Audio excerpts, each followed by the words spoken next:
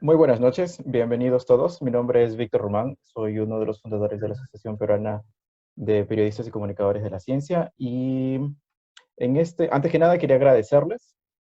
Entendemos de que la mayoría de periodistas en este momento de coyuntura política estamos trabajando el doble, si es que no el triple. El actual curso es un esfuerzo de varias organizaciones. Se encuentra Ojo Público, Científicos.pe, APCiencia y N más uno, y nació por esta necesidad de querer informar mejor y entender un poco el detalle, cómo es que funciona la medicina, la epidemiología en este caso, y la ciencia en general. Esperamos que a lo largo de esta semana podamos arrojar luces sobre este apasionante campo, despejar dudas y en general enriquecer la discusión por la mejora de nuestra sociedad. En este primer tema, virus e historia natural de las enfermedades, contamos con la doctora Fiorella Crabb. Ella es infectóloga de la Universidad de Washington y la Universidad de Northwestern en Estados Unidos. Es también investigadora del Instituto de Medicina Tropical Alexander von Humboldt de la Universidad Peruana Cayetano Heredia. También contamos con el doctor Cristian Ganosa, especialista en inmunogenética del Health Code de España, y también es investigador de Cayetano Heredia, y la doctora Camille Webb, infectóloga de la Universidad de Texas en Estados Unidos, e investigadora de la Cayetano Heredia también acá en Perú. Buenas noches, doctores. Muchas gracias por su tiempo. Buenas noches, Víctor, gracias. Buenas noches, Gracias. gracias. Gracias por la Ah, invitación. gracias a ustedes. La primera pregunta que quería hacerles era qué cosa, para entrar directo al tema, ¿no? Con respecto al COVID, ¿qué cosa es un virus? ¿Qué son los virus? ¿Y cómo las diferencian de las células? Bueno, creo que puedo comenzar yo. Bueno, antes que nada quiero comentarles que yo soy médico primero y investigador también. Y igual que la doctora Crab y la doctora Webb, trabajamos colaboramos con un instituto de investigación en Lima. Nos dedicamos bueno, a enfermedades infecciosas y tropicales generalmente, ¿no? Y bueno, para responder un poco a la pregunta, un virus. Esa es una muy buena pregunta porque hay muchas definiciones. La definición más tradicional es que un virus es un microorganismo, pero eso no explica mucho tampoco. Un microorganismo que tiene una biología muy especial, ¿no? Es un microorganismo que depende de otros organismos para poder vivir y replicarse, a diferencia de otros organismos como los animales o las plantas. Los virus no pueden vivir independientemente de sus huéspedes. No sé si habría que dar algún detalle más. En realidad, los virus son, yo creo, son las entidades vivas más numerosas que hay en el planeta. Se calcula que hay aproximadamente 1 por 10 a la 31 partículas virales en total. Este es un número realmente astronómico. Para ponerlo en contexto, eh, con otros seres vivos. Por ejemplo, los humanos somos más o menos 6 billones, un poco más. 6 billones es 6 con 9 ceros detrás, ¿no? Y los virus en realidad el número de virus que existen actualmente se estima que es un número que tiene 31 ceros.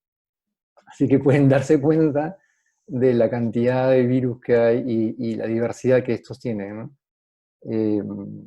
Ahora, no todos estos virus producen enfermedades.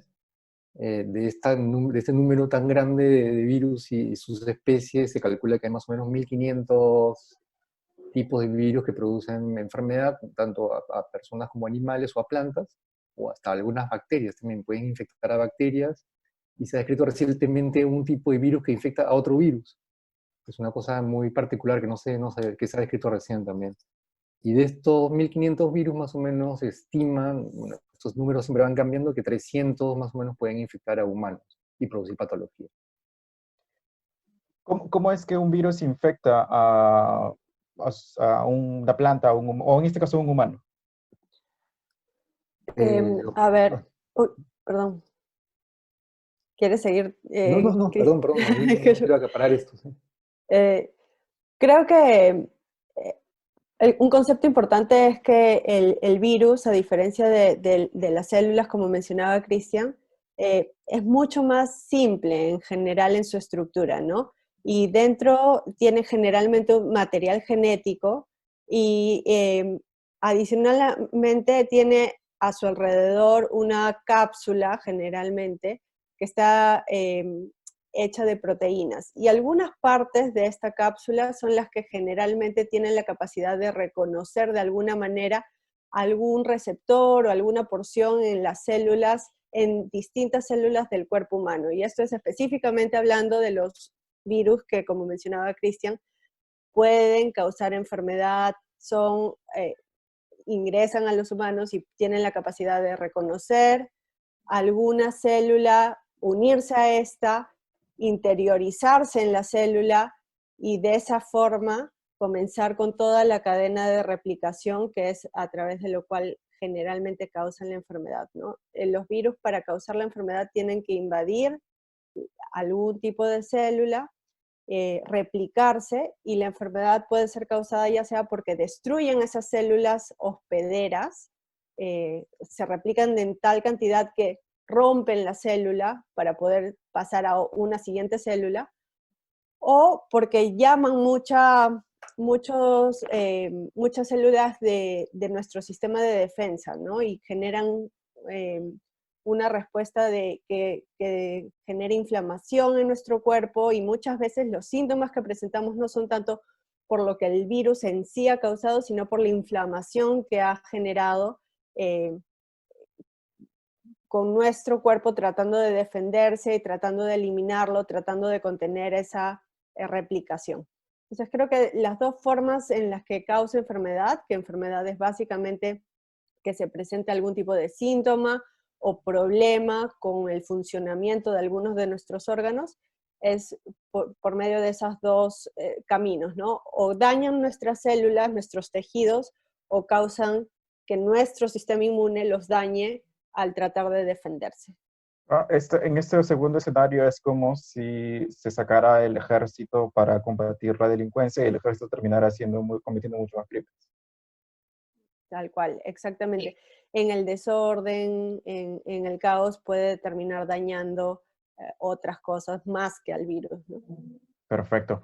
Ahora, ¿hay virus que vivan con nosotros pero que no necesariamente nos causen daño, nos causen una enfermedad? Sí, muchos. Hay, bueno, igualmente que las bacterias, hay muchos virus que están presentes en diferentes partes del organismo. Y para darte una idea más o menos de la historia de los virus con la humanidad, muchos de estos virus, bueno, no solamente con la humanidad, sino con la vida en general, muchos de estos virus son parte del proceso de evolución y que el material genético ha sido trasladado gracias a estos virus de una especie a otra, y es lo que ha producido cambios evolutivos que han generado diferentes especies. Y por eso, por ejemplo, en el humano se calcula que más o menos 8% del genoma viene de genes que originalmente se encontraban en virus. Entonces eso ya te da una idea de la relación tan fuerte que hay entre los virus y la vida, ¿no? En general, también con los humanos. Entonces, sí, hay muchos virus que están presentes en nosotros, pero que no causan ningún problema, ¿no? El problema viene cuando estos virus vienen de otras especies, o sea, es una enfermedad, por ejemplo, zoonótica, que está en otra especie y que hace una especie de salto hacia otra especie, hacia nosotros. Nosotros no estamos adaptados ni preparados y produce enfermedad. Ese me parece, vamos para saltar directamente ya al tema de la pandemia. Entiendo entonces que hay distintos virus, unos conviven con nosotros, otros nos hacen daño. Y dentro de ese grupo de virus existen el virus de la influenza y los coronavirus. ¿Qué son los coronavirus en este caso, doctora Webb? Como decía Cristian, hay muchísimos tipos de virus. Es como decir, es casi como decir animales, ¿no? Entonces hay diferentes tipos y la manera que se se caracterizan es por su estructura. Entonces, se buscan las diferentes familias tienen estructuras similares que los identifica un tipo de otro, es como decir las diferencias entre diferentes especies de animales. Los coronavirus en particular tienen unas proteínas en su superficie que las hacen tener como unas pequeñas púas que al momento de mirarles parecen, o sea, como la foto que hemos visto circulando desde que empezó la pandemia, que hace parecer como que tuviese una corona, ¿no? Que en realidad no es tanto una corona porque es toda la esfera, pero eso es lo que caracteriza a los coronavirus. Y dentro de los coronavirus hay diferentes tipos. El último se le llamaba el nuevo porque es la primera vez que había sido descrito, pero ya convivíamos con otros tipos de coronavirus que conocían, y el conocimiento de esos ha permitido conocer varias cosas sobre este tipo en especial. ¿Es distinto que el virus de la influenza o otros virus que causan resfríos o gripes? Sí, sí, es distinto, es otra especie y en realidad la cosa en común que tienen es que esos son dos virus de tipo RNA, es decir, que el material genético que poseen es ácido ribonucleico, a diferencia de, por ejemplo, los animales o los humanos que tenemos nuestro material genético básico es el DNA, ácido desoxirribonucleico. Estos virus se caracterizan por tener un material genético más simple, pero a diferencia, y bueno, los dos son virus RNA, pero el coronavirus es un virus RNA que tiene un genoma, digamos, lineal. Bueno, toda su información genética está codificada por una sola cadena.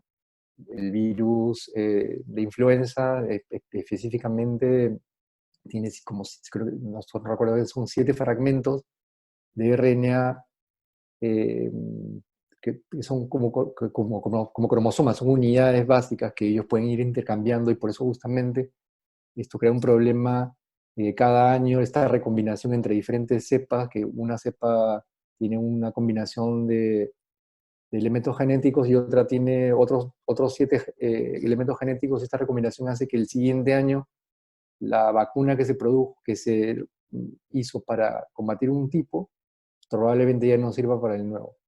Esa es una característica de este tipo de virus, pero el coronavirus es un virus un poco más sencillo en ese sentido, ¿no? Y se parece mucho más a los virus RNA que produce un resfriado común. Es más, los que ya se conocían, habían unos 4 coronavirus ya conocidos con un nivel de patogenicidad, digamos, mucho más leve, producen solamente enfermedades respiratorias leves como un resfrío, ¿no? Después aparecieron más recientemente el coronavirus de SARS, que produjo la epidemia de SARS en el 2002-2003, que el SARS significa virus de enfermedad respiratoria severa.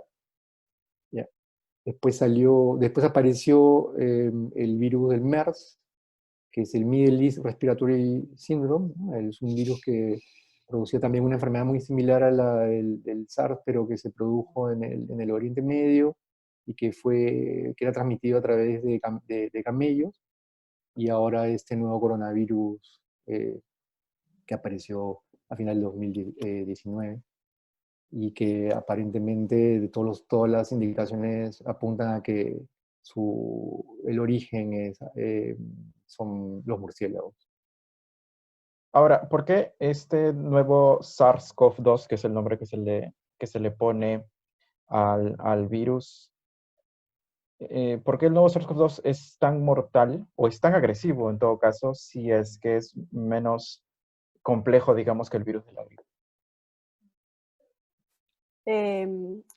Bueno, ahí hay varias cosas, ¿no?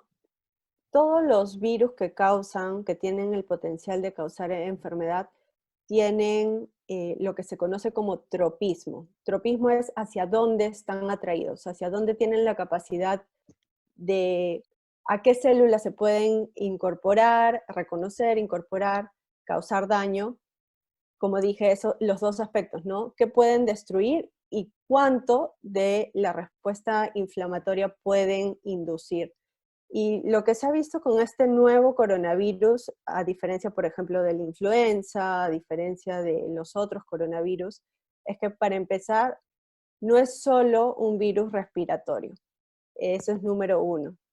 Sí tiene el mayor componente, digamos, su mayor tropismo es hacia las células de las vías respiratorias y llega a causar mucho daño tisular, daño en los tejidos ahí, pero ya se sabe que causa daño en otros órganos. Entonces, es por eso que tiene mayores complicaciones y recién estamos aprendiendo, probablemente en los siguientes meses, años, aprendamos de muchos otros efectos que todavía no nos han podido definir bien. Pero creo que esa es una de las razones. Su tropismo va más allá de solo las vías respiratorias y además despierta en muchas personas mucha reacción inflamatoria, todo lo que seguramente han escuchado en cuanto a nuestro sistema inmune, generando altos niveles de citoquinas, generando toda esta reacción que termina causando daño adicional, ¿no? Eso tampoco es raro ver, ocurre, ¿ah? Ocurre en otros virus, influenza, adenovirus, otros virus que causan resfríos comunes. En algunas personas puede llegar a causar grandes olas, digamos, de inflamación, de inmunidad, pero es mucho menos frecuente. Estamos recién entendiendo por qué algunas personas tienen esta respuesta y por qué algunas no. Y bueno, eso es algo súper, súper interesante que seguramente vamos a saber más en el transcurso del siguiente año probablemente. De hecho, justo esa es la siguiente pregunta que quería hacer, era ¿cómo, por qué no está afectando tanto a los niños? O aparentemente no está afectando a los niños. Hay diferentes, probablemente diferentes mecanismos y diferentes teorías de por qué es.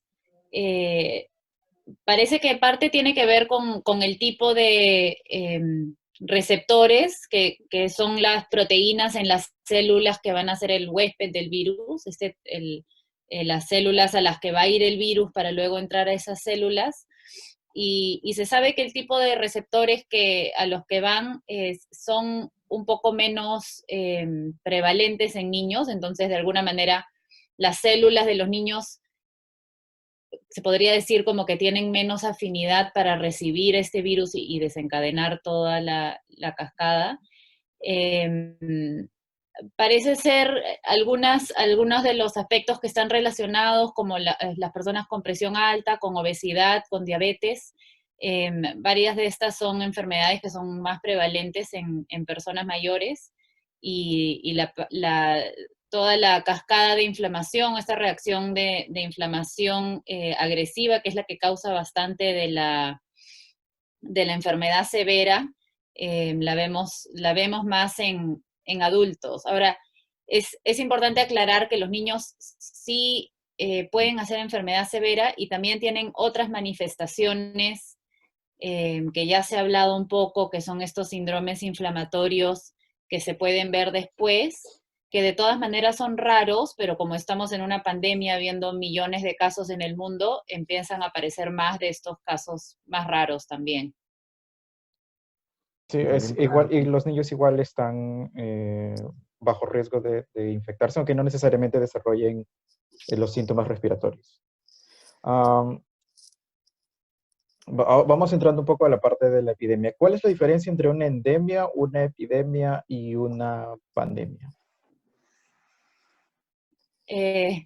Ok, la endemia, las enfermedades endémicas, sé que hay definiciones que pueden variar un poco, pero lo voy a tratar de explicar de una manera como que sencilla. Las endemias son las enfermedades que existen, que son prevalentes en una zona. O sea, se dice que una zona es endémica para cierta infección cuando esa infección siempre está ahí digamos, en un porcentaje más o menos estable o conocido. Se empieza a llamar epidemia cuando aumenta esta cantidad de determinada enfermedad por sobre lo esperado, ¿no? O sea, por, por ejemplo, si es que hablamos de sífilis y todos los años se reportan 20 casos de sífilis en determinado distrito y luego un año se reportan 150, se llamaría, eso, algunas, eso se llamaría una epidemia. Habría alarmas de que hay varias veces más de lo esperado. Y luego pandemia es cuando empieza a ocurrir en varios continentes, básicamente alrededor del mundo. Entonces es una epidemia que se está expandiendo alrededor del mundo. Además de la COVID-19, ¿qué otras pandemias existen o han existido? Bueno, hubo la pandemia del H1N1, que fue un poquito más limitada, esa es la más reciente, y luego tenemos la española, ¿no? Hemos tenido en realidad la suerte de que en cuanto a enfermedades nuevas, esas son, digamos, las pandemias, ¿no? Más recientes. Y después, endemia es básicamente todos convivimos con múltiples enfermedades y hay múltiples enfermedades infecciosas que están todo el tiempo en, en todos los continentes. Esos, en teoría, no cumplen con la definición de pandemia porque también tiene que ser algo que sale fuera del rango común, ¿no? De lo que es algo nuevo, algo emergente, algo que ha aparecido recientemente. Entonces creo que esas, si no me equivoco, esas son las dos únicas, al menos en este último siglo. Sí, el H1N1 era la gripe porcina, ¿no? Era un virus de la gripe, virus de influenza. Influenza, sí. Sí.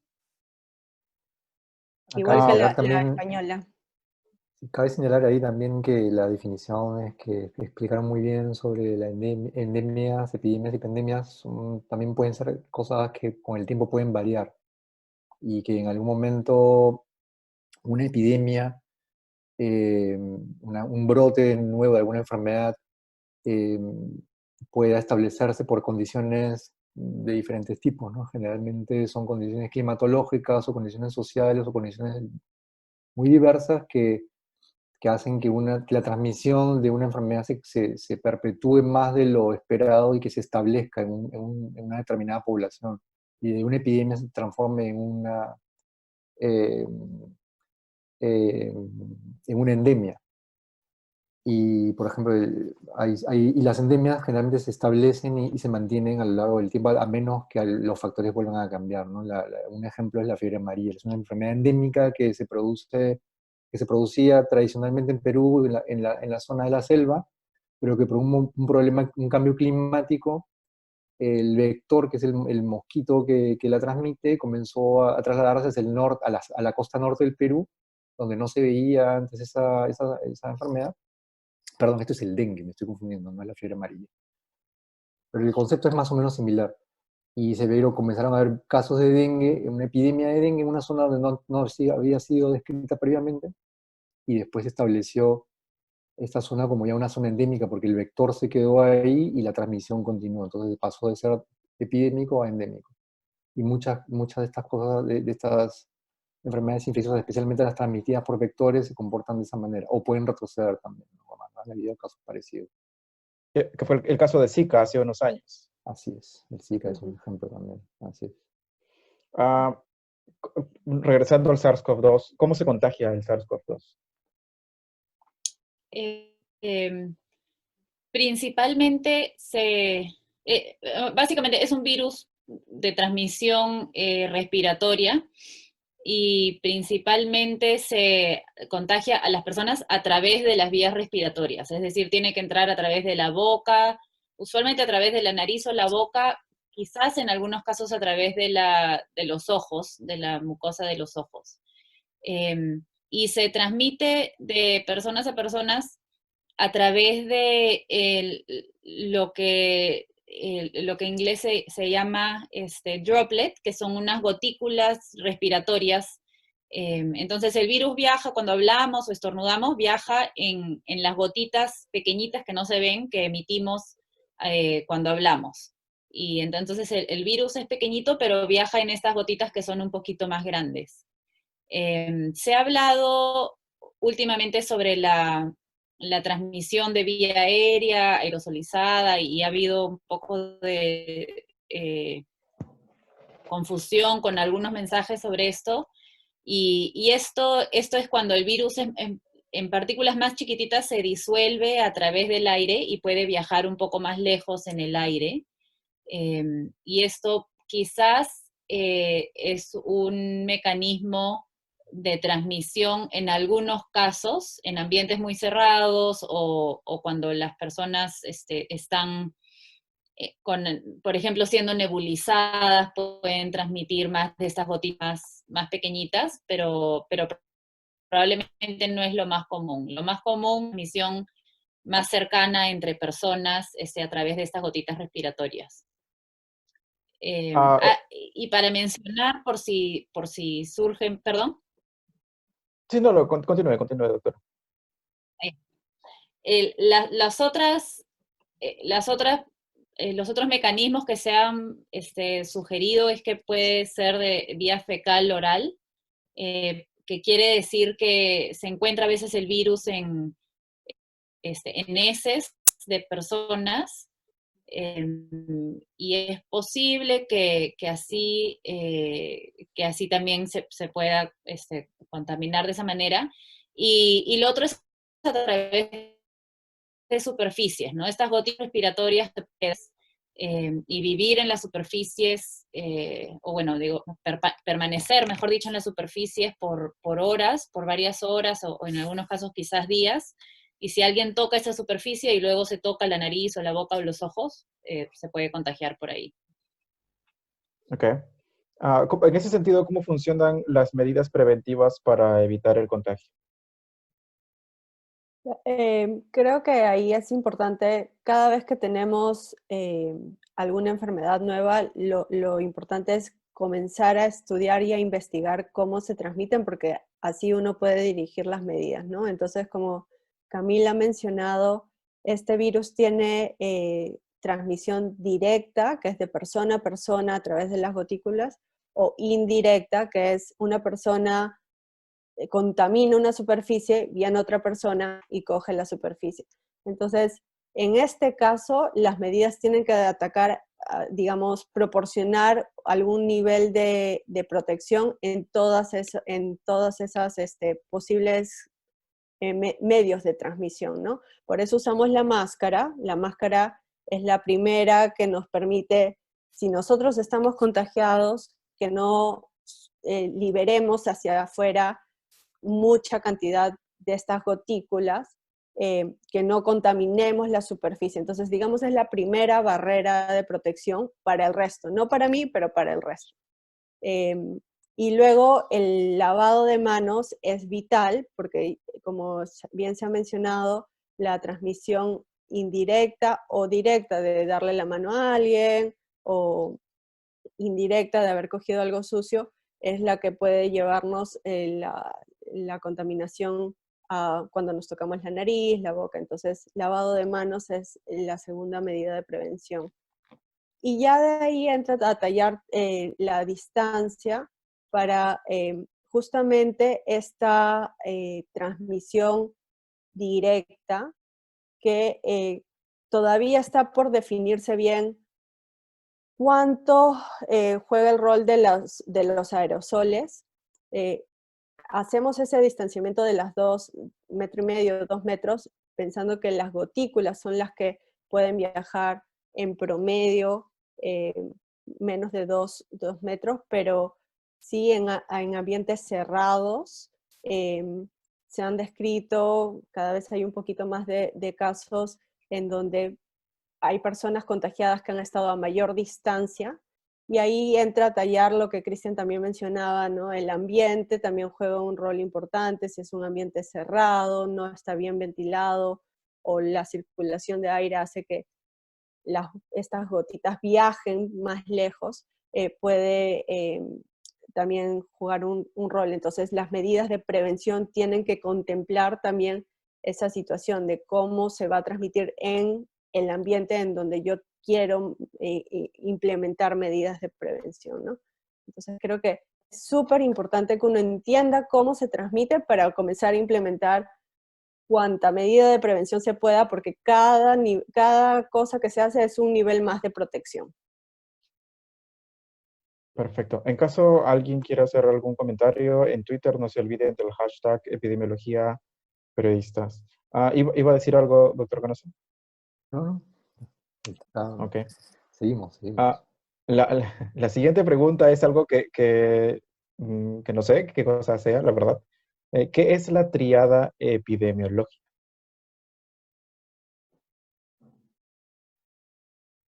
¿Alguien quiere? Eh, yo puedo, a ver, básicamente implica que para que progrese, digamos, una enfermedad, emerja una nueva enfermedad, necesita coincidir no solo en la aparición de un nuevo agente, sino tener también un hospedero que puede recibirlo y que se dé en el ambiente adecuado para que estas dos, digamos, otras esquinas de la triada coincidan, ¿no? Entonces, se necesita cerrar el triángulo, digamos, en el que en el ambiente perfecto coinciden el agente y el hospedero, y así se puede generar esta interacción que puede llevar a que aparezcan nuevas enfermedades, como Cristian mencionaba, estos agentes que generalmente los nuevos agentes que causan enfermedad en el humano son agentes que han estado en otras especies, animales generalmente, y que de alguna forma adquirieron la capacidad de saltar a nuestra especie. Nos encontraron, fuimos un nuevo hospedero y estuvimos en el ambiente adecuado junto al hospedero anterior, y es así como emergen las enfermedades nuevas, ¿no? Creo que a eso se refieren con la triada epidemiológica. Sí, bueno, y la siguiente pregunta era en base a esta primera, la triada epidemiológica, era cómo nos ayuda a cortar la cadena de contagios. Sí, esa pregunta concluye las últimas dos respuestas de Fiorella, que es básicamente conociendo estos tres aspectos, ¿no? Conociendo el agente, o sea, las características del virus, cómo actúa, de qué manera infecta, a quiénes infecta, conociendo el huésped, cuáles son las personas que son más susceptibles y cómo reaccionan. En este caso también conocer, por ejemplo, ha sido muy importante conocer que a veces el huésped no hace síntomas y que esa es una fuente importante de contagio. Y el ambiente, y en este caso es importantísimo el ambiente eh, que permite que las personas, el virus necesita que las personas estén en cercanía unas de otras y tiene más chances de saltar de unas personas a otras en ciertos ambientes, en ambientes cerrados, donde hay cercanía de personas, donde no hay mucho flujo de aire. Entonces, conociendo todos esos aspectos y conociendo cómo es que se transmite, eh, permite dirigir las medidas de control de manera especializada a cada situación en la que se van a encontrar las personas. Y básicamente eso. Y Sí, algo más que para, quisieran añadir. sí, Doctor, disculpe. sí, para comentar un poco, ¿no? Todos estos conocimientos, todo este tipo de nociones no son únicas para esta pandemia, ¿no? Todos estos mismos aspectos se tienen que observar para cualquier otro tipo de enfermedades, ¿no? Por ejemplo, la biología o la forma en la que se manifiesta un patógeno dicta las medidas que se tienen que tomar, ¿no? En el caso, por ejemplo, de otras enfermedades como el ébola no se transmite de la misma manera y las medidas de control son muy distintas, ¿no? Igual es para cualquier otra enfermedad. Entonces, lo que se está comentando estas medidas y la tríada epidemiológica y todo lo que se escucha con respecto a las medidas de control son válidas para este patógeno por la biología que tiene y por la forma en la que se está transmitiendo. Pero eso no significa que esto funcione para otras patologías como el dengue o para el HIV. Cada virus o cada patógeno tiene unas condiciones especiales y específicas que determinan cómo se transmite y cuáles son las medidas que se deben tomar para enfrentarlo y para tratar de disminuir los riesgos. Ahora, estas medidas se parecen mucho a las medidas que se tomarían en caso de un virus influenza. Sí, claro, porque la transmisión es muy similar, pero la diferencia y lo que realmente es lo que fue una de las cosas más impresionantes fue la transmisibilidad de este patógeno, ¿no? La alta transmisión y especialmente la transmisión asintomática, que era una cosa que no se había visto en los otros coronavirus previos, ¿no? Que cuando se comenzó a describir que la transmisión también se podía dar por casos asintomáticos, ya se podía entender por qué se pudo diseminar a la velocidad que lo hizo, ¿no? Esta es una enfermedad que viajó muy rápido desde el epicentro en China y que viajó a comparación con otras enfermedades similares, como por ejemplo el SARS en Hong Kong, que también es un virus muy similar, no se diseminaba tan rápido, ¿no? Y no había tampoco un periodo asintomático contagioso como el que hay ahora, ¿no? Entonces, por ejemplo, ese es un ejemplo muy bueno para diferenciar esta enfermedad de las otras, ¿no? El SARS se pudo contener porque producía síntomas desde el inicio, a diferencia de este virus, y por eso se podían identificar los casos índices y se podían aislar y se podía identificar a los contactos y también aislarlos. Entonces, el SARS del 2002-2003, el número de contagios fue más o menos, si mal no recuerdo, fueron como 3.000 casos contagiados en total, y se contuvo a ese nivel y produjo más o menos 300 muertes, ¿no? En realidad, si haces números, ese virus es más virulento, Más entre mortal. comillas, que el de ahora. La diferencia es que por la alta transmisibilidad que tiene, está infectando a mucha gente y en volumen el número de muertos es mucho mayor porque se está distribuyendo en una población mucho más grande. El otro se distribuyó en una población mucho más pequeña y fue mucho más fácil contenerlo, por eso se pudo detener.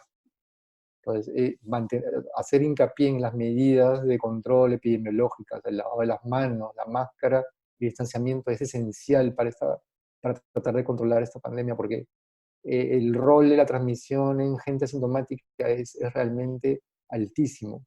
Hay estudios que están estimando que más o menos al inicio en Wuhan, en China, 80% de la transmisión que, se, que de los primeros meses se debió a casos asintomáticos o casos no documentados.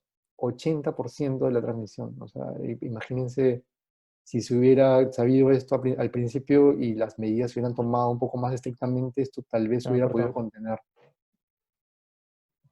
Perfecto. Bueno, este era el cuestionario en el que habíamos acordado. A partir de este momento, el público puede hacer las preguntas. No sé si quién me da una mano con las preguntas, Bruno.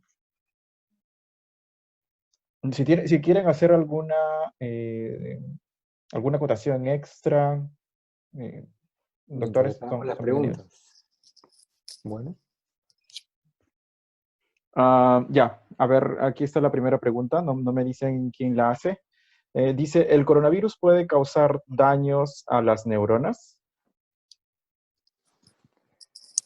Bueno, Sí. adelante. Porque creo que tu respuesta va a ser más, más específica. No, dale. Más básica, más básica. Básicamente sí, puede infectar neuronas, puede infectar células alrededor de todo el cuerpo, incluyendo en el sistema nervioso. No parece ser lo más común y el daño neurológico no parece ser lo más común, pero creo que hay mucho que todavía no queda muy claro sobre las implicancias clínicas de estas infecciones y de la cantidad y del tipo de neuronas que pueden dañar. Sí, es verdad, Ahora, no recuerdo sé. que este síntoma en el que se pierden Sí, los... justo iba a decir eso, doctor. eso. Sí. Ya. Claro, lo que sí está confirmado, ¿no?, es la afectación de algunas terminaciones nerviosas con las que se pueden percibir los olores o los sabores, ¿no? Y esas son neuronas las que transmiten esta información. Y es una de las cosas que se ha documentado bien, ¿no?, la pérdida de olfato y de gusto. Pero esto es transitorio, ¿no? Lo que se ha visto es que es relativamente transitorio, no es muy severo, pero se desconoce realmente si hay una afectación a nivel del sistema nervioso central o neurológico, o si es que hay secuelas. Como dijo Camil, no hay mucha descripción y no ha habido reportes de casos que hablen sobre esto, pero bueno, como todo en esta pandemia, hay muchas cosas que todavía desconocemos. Vale. Dice, el doctor Ganosa indicó que a diferencia del virus de la influenza, que tiene 7 fragmentos de ARN combinados, lo que permite la mutación de nuevas cepas, el coronavirus tiene un ARN lineal. ¿Cabe la posibilidad de que mute rápidamente en varias cepas o aún está en estudio? Bueno, el virus ha estado mutando aparentemente, pero hasta ahora las mutaciones que han aparecido no parecen conferirle ninguna ventaja ni patogenicidad extra, ¿no? Lo que sí se ha visto es que ha habido una pequeña variación. ¿Perdón? ¿Se está escuchando? Creo que hay una interferencia por ahí. ¿Aló? Sí, le escuchamos, doctor. Sí, se Bueno. escucha un televisor, parece. Sí, parece que hay alguna interferencia. Pero bueno, sí se han descrito la aparición de algunas mutaciones y justamente o sea, parte de eso, de esas mutaciones que aparecen ayudan a los estudios epidemiológicos para poder hacer una especie de árbol genealógico de semejanza entre diferentes virus y poder determinar del origen o en qué región se originaron. Pero por el momento las mutaciones más frecuentes que se han visto a nivel no solamente del material genético, sino de las proteínas del virus, aparentemente no le confieren una característica adicional o lo vuelvan más patogénico. Pero por el momento esto todavía está en debate porque se siguen recolectando muestras del virus, se siguen recolectando datos clínicos y hacer este tipo de asociaciones todavía generalmente se hacen de una manera retrospectiva. En el momento que está sucediendo la pandemia, a menos que sea algo realmente llamativo, muy severo, es muy difícil inferir si es que una mutación confiere algo, ¿no? Por ejemplo, para darte un ejemplo, en la epidemia del 2013 al 2016 del ébola, se reconstruyó que hubo una mutación eh, años después, ¿no? Como 3 o 4 años después se pudo analizar bien que una de las mutaciones que aparecieron en ese virus sí le confirieron aparentemente cierto incremento de transmisibilidad, por eso es que esa epidemia fue tan grande, ¿no? Pasó de ser de epidemias de ébola pequeñas en las que habían solamente cientos de casos a una epidemia en la que hubieron 11.000 muertos. Pero igual estos datos sí siguen siendo controvertidos porque no hay forma de comprobarlo experimentalmente, no todas son Mm. inferencias en base a estudios epidemiológicos grandes o a secuenciamiento, pero para volver a la pregunta, no hay ninguna mutación que haya mostrado mayor patogenicidad en este caso. Gracias, gracias, doctor. Dice, al inicio se pensó que en ciudades de altura no afectaba de igual forma el virus que en el resto del país. ¿Se llegó a probar algo de eso? No, fue una hipótesis, pues, sonaba interesante, pero hasta donde tengo entendido, y estábamos comentando antes de esto con Cristian y Camil, que ahora seguir las, digamos, las publicaciones y los nuevos descubrimientos cada vez es más difícil porque la cantidad de información que aparece a diario es enorme, pero que yo sepa, no sé si ustedes chicos, pero no se ha podido probar, no he visto nada definido sobre eso. Sí, de acuerdo. Mm, Nada, por el ya, momento se trató de hacer una asociación porque aparentemente al inicio no había muchos casos en ciudades de altura, pero después cuando comenzaron a subir los números de casos, se vio que esto no era simplemente el efecto de que mientras más alejado estabas de centros grandes, más iba a demorar a llegar la enfermedad, y no era una asociación con la altura en realidad. Ujú. Sí, sí, sí recuerdo porque incluso estos estudios se reportaron tomando muestras de las ciudades que están en los Himalayas, no, no solamente fue en los Andes. Sí. Dice, ¿qué cambios en la estructura del virus ocurren para que adquiera una propiedad de transmisión zoonótica? Esa pregunta es bien técnica. Esa es una muy buena pregunta. Que voy a tratar de responderla. Una enfermedad zoonótica, para los que no conocen el término, es una enfermedad que proviene de los animales, ¿no? Zoos animales. La mayoría, si no casi todas las enfermedades en los humanos, en algún momento han sido enfermedades de animales a lo largo de la historia de la humanidad, y alguna, como estaba infiriendo esta pregunta, en algún momento estos patógenos, por mutaciones que van acumulando, espontáneas o mutaciones que se generan por presión en estas poblaciones virales, hacen que partes del virus, por ejemplo, las proteínas que se mencionaba al inicio, que son las que permiten que el virus se adhiera a la célula y le permita la entrada a la célula e infectarla, estas mutaciones aparecen a veces de manera espontánea y pueden hacer que un virus potencialmente pueda infectar a un humano. Esto no significa que desde ese momento ese virus ya se transforme en un patógeno humano, ¿no? Hay eh, muchos pasos evolutivos en ese sentido, y por ejemplo, hay muchos, se les llama cuellos de botella, ¿no? En los cuales el patógeno y el huésped están enfrentados, pero el patógeno está en una desventaja porque el huésped no es no es su hábitat natural. Generalmente, eso pasa a menudo, ¿no? Muchos de estos virus que aparecen en animales o que tienen alguna pequeña mutación que pueden llegar a infectar una célula humana no sobreviven en la célula humana. En algunos casos, en algunas condiciones especiales, algunos de estos virus, por algún motivo particular, más que nada alguna mutación acumulada, llegan a sobrevivir y alguna de sus progenios, o sea, los virus que descienden de a través de mucho tiempo y de muchas infecciones, comienzan a adaptarse y adquirir características que le permiten sostenerse en una población humana y ya se transforman en patógenos humanos. En este caso, para ser más concreto sobre este virus, se estima que este virus ha estado circulando, un progenitor de este virus, o sea, no este mismo, sino uno del cual este se derivó, ya estaba circulando en murciélagos hace más de 10 años. Y que como muchos de estos murciélagos viven en colonias muy grandes y conviven con muchos otros virus, algún pequeño intercambio entre estos diferentes tipos de virus, intercambio genético o mutación, que son las dos formas más comunes de que aparezca una nueva característica, adquirieron esto y por algún evento de contacto con humanos, este llegó a establecerse, ¿no? Pero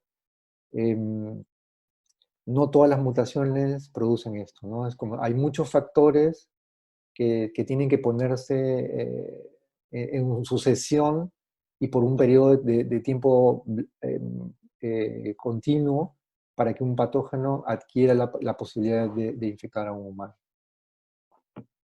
Perfecto. Aquí otra pregunta dice, los residuos sólidos de los enfermos de COVID en sus domicilios y de los asintomáticos y que luego son manipulados por recicladores y trabajadores municipales, ¿qué tan peligrosos son para pensar que son vehículos para la diseminación del virus? Entiendo que lo que están queriendo preguntar es si una persona que trabaja como reciclador o trabajador municipal podría infectarse con estos residuos sólidos. Sí, a ver, hay distintos residuos. Como decía Camil, las heces se sabe que contienen virus, se encuentra, si uno hace una prueba molecular en las heces de alguien que está pasando por la enfermedad, puede ser puede dar positivo para la prueba molecular. Lo que ha habido un poco más de dificultad es ver si es que el virus se mantiene activo en las heces y por lo tanto tiene capacidad de infectar o no. Entonces ahí todavía hay un poco de controversia y que yo sepa no ha sido totalmente definida esta posible contaminación fecal oral, ¿no? De contaminación de heces y que luego uno la lleve a la boca. Pero también en los residuos, obviamente, están residuos que contienen secreciones respiratorias si la persona está tosiendo, sonándose la nariz. Ahí sabemos, sí sabemos que hay virus y que el virus es activo y por lo tanto tiene capacidad de infectar.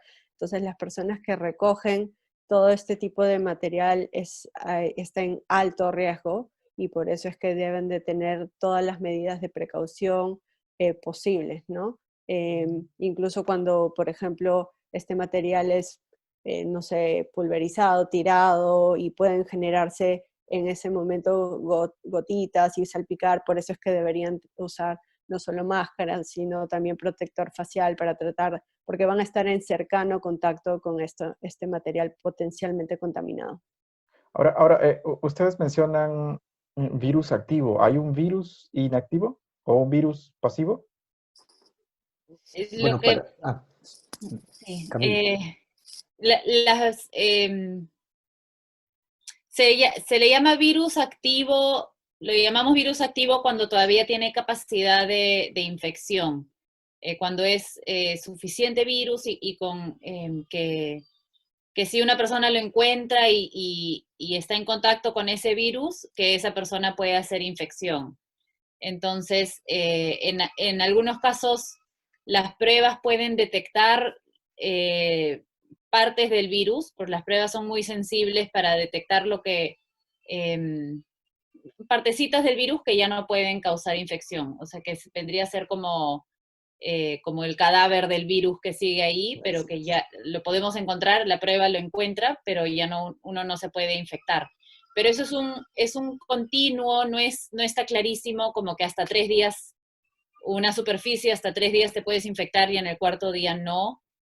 Probablemente es variable en cada situación. Vale. Esa es una pregunta que no necesariamente tiene que ver con el COVID, pero como es un taller de epidemiología. Dice, ¿la influenza siempre es sintomática?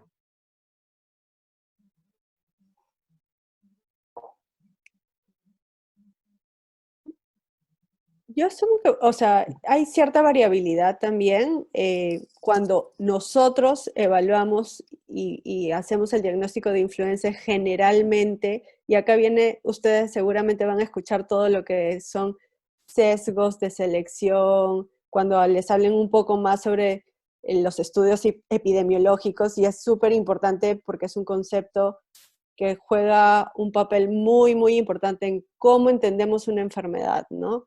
Entendemos la enfermedad en cuanto sabemos que existe o no existe. Y, por ejemplo, para influenza, nosotros evaluamos si alguien tiene influenza o no solo cuando nos llega con síntomas y está enfermo. Lo que sí es cierto es que este nuevo coronavirus tiene una variabilidad muchísimo mayor que la mayoría de otros virus, ¿no? O sea, en este virus hemos visto con sorpresa que hay desde los completamente asintomáticos, que cada vez ha ido creciendo la proporción, a los que fallecen lamentablemente con una enfermedad muy, muy, muy severa, ¿no? Y la proporción es lo suficientemente grande como para poder haber visto rápidamente que existía ese abanico de posibilidades. Creo que en otros virus es mucho más, digamos, restringida la variabilidad o causa enfermedad muy severa en general o es leve, pero no es un abanico tan grande de posibilidades, creo. Esta pregunta está muy buena. Mm, de hecho, está más dirigida a periodistas. Mm, Desde su punto de vista, ¿cuál fue el principal error de comunicación en esta pandemia?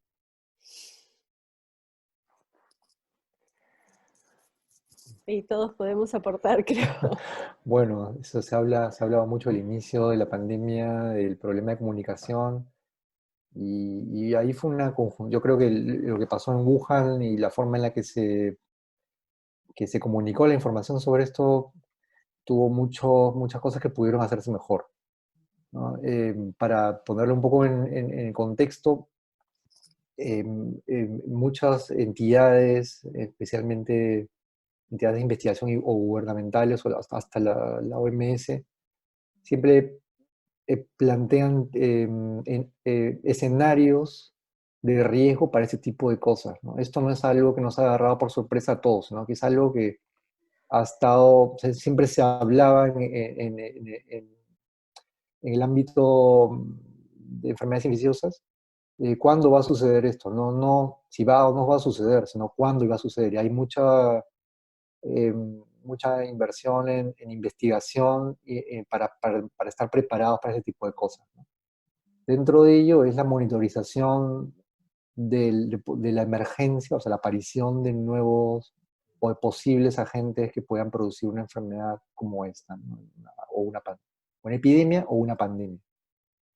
Y hay mucho entrenamiento a nivel de los sistemas de salud de muchos países del mundo, especialmente los más grandes, para tener personal entrenado que pueda detectar esto y que se pueda tratar de contener en caso de que suceda algo así, ¿no? Un ejemplo fue lo del ébola. En África Occidental hay una red muy grande de monitorización de enfermedades febriles, por ejemplo, para poder captar rápidamente cuando hay algo que indique que puede haber la aparición de un brote de ébola, ya que es una enfermedad muy seria, y hay todo un sistema elaborado que permite tratar de controlar esto, ¿no? Y es todo un proceso muy estudiado y muy eficiente. Y esto también se está haciendo para muchas enfermedades y también se planteaba para una enfermedad como esta. Bueno, lo que pasó en China al inicio es que hubo un poco de confusión y de no identificación, no hubo una identificación clara de que esto podía ser un problema. No se sabía realmente lo que estaba pasando con estos primeros pacientes, y hubo una especie de desfase de tiempo en el cual la enfermedad ya mostraba, o sea, la epidemiología ya mostraba que esto estaba saliéndose de los patrones normales de un problema respiratorio que se podía contener al siguiente paso. Y ese desfase de tiempo fue el que permitió, especialmente tomando en consideración que es un virus que es altamente contagioso, este desfase hizo que ya se salga de control. Y cuando ya se reconoció que era un problema, en el momento en que se comenzaron a tomar las medidas estrictas que hubieron en China, ya era muy tarde, ¿no? Ese virus ya había viajado en primera clase a Europa, ya había llegado a Italia, a Francia y probablemente a Nueva York. Entonces, esa ventana de tiempo que es esencial en epidemiología para tratar de controlar este tipo de problemas se perdió por un desfase de comunicación que hubo al principio, ¿no? Y eso pasó en Estados Unidos también. Las autoridades sanitarias en Estados Unidos no le dieron la importancia necesaria para poder implementar medidas restrictivas y fuertes, y llegó a Nueva York y pasó lo que sucedió, lo que se observó, ¿no? Fue una cosa incontrolable. Y igual en Sudamérica. Y en Sudamérica, bueno, hay otros factores, ¿no? Sí se implementaron las medidas en un momento en el que podían haber hecho una diferencia, pero hay muchos otros factores socioepidemiológicos que son difíciles de controlar, y los cuales probablemente pesaron más en el momento del control de la pandemia, ¿no? Y por eso se ve lo que ha estado sucediendo en Latinoamérica en general. Sí Gracias puedo por respecto a la agregar. comunicación. Yo creo que acá en Perú, a diferencia de como menciona Cristian, en otros países donde quizás se minimizó el problema o se trató de preferir que continúen las actividades para que no haya tanto daño económico, acá en Perú se tomaron acciones tempranas, pero sí yo creo que hubo un problema muy, muy importante de comunicación que nos costó que esas medidas tempranas no tuvieran el efecto que se quería. Y creo que una de ellas fue, de repente, tener un trato con la población muy paternalista, ¿no? Que de repente es también algo cultural, algo de Sudamérica, pero se les daba solo las instrucciones sin que llegaran a entender bien cómo y por qué tenían que protegerse.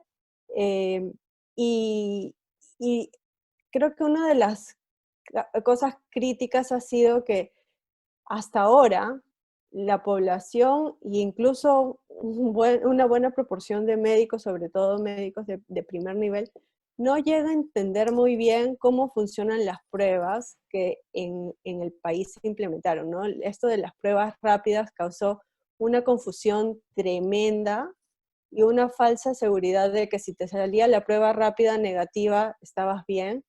Y creo que algunos puntos de esos, ¿no? Si tienes síntomas leves, puedes contagiar. Si has estado en contacto con alguien, puedes contagiar. Reforzar esa comunicación de tú puedes causar contagio si es que no te quedas en tu casa, si es que eres prueba rápida negativa, pero has tenido contacto, puedes contagiar.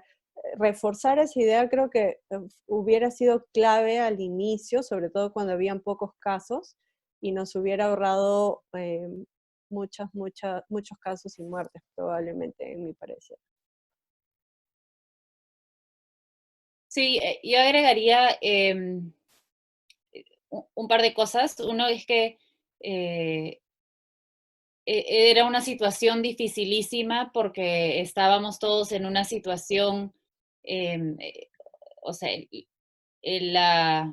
toda la comunidad de comunicaciones no había tenido que comunicar a este nivel en ciencia antes, entonces estaban empezando con una base de conocimiento de la población y de los comunicadores bien baja, y nosotros médicos y científicos no teníamos mucha comunicación con la población en general, salvo unos cuantos.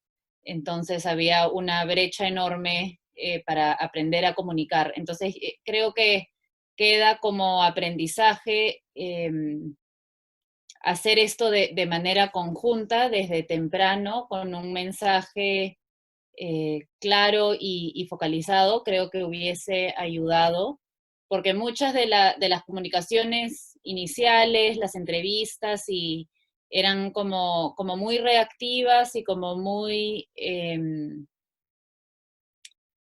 ¿cuál es la palabra? Como muy fragmentadas dependiendo de lo que se escuchaba ese día, y entonces eran muchas oportunidades perdidas de la comunidad científica y de los comunicadores en general, de dar mensajes claves, como dice Fiorella desde el inicio. Bueno, con respecto a la prensa, el papel que jugamos nosotros, los periodistas, en esta comunicación, ¿cuál es su opinión? Esa es una pregunta mía, esta no es una pregunta de las que me están mandando.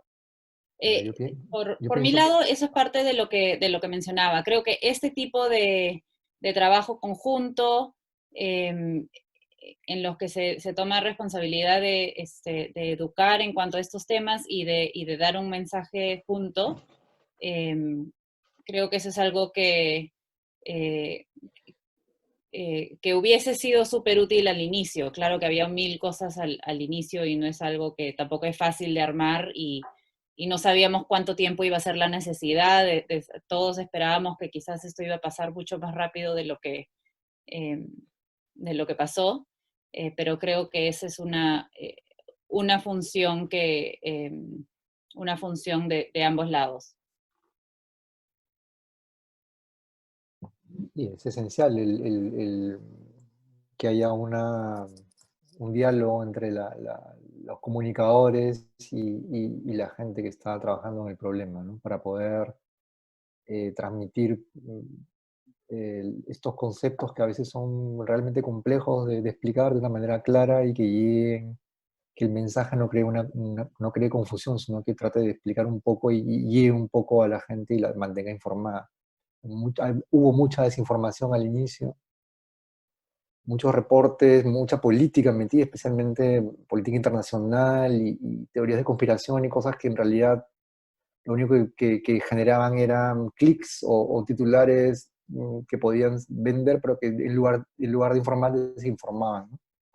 Y eso es una cosa que se ha visto de una manera exponencial en esta pandemia, a diferencia de la cobertura en otros temas biomédicos que he podido ver. Perfecto. Ahora, dice sobre la comida y los asintomáticos.